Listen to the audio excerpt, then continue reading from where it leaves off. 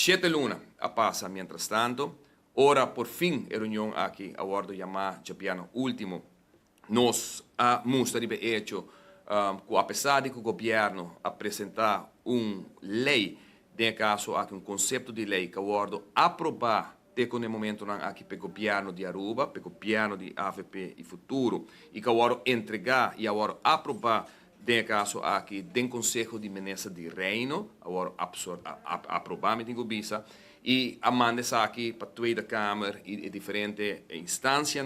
Aruba também há uma cópia disso aqui. Durante a discussão de Japiana, nós hemos hecho que discussão e debate como se bem arriba lei riba su mês tá outro cenário com o que nós pedimos a reunião aqui para tomar lugar for de 30 de janeiro com a Yamele.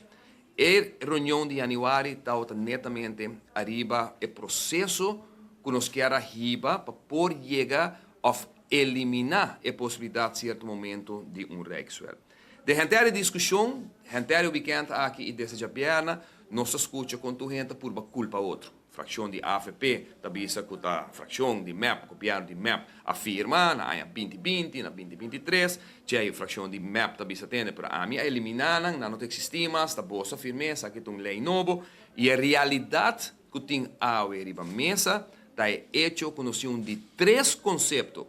de lei de Rijkswet, nesse caso aqui, caminho que também uma supervisão financeira de Aruba, e de 3 aqui está conceito de governo atual que entregar, aprovar essa aqui na Conselho de Ministros de Reino. Que é uma discussão, pepiano da nem me tem discussão para a banda de MEP, nem para a banda de AFP, tem caso que futuro, simplesmente é hecho de realidade tá, que tem 2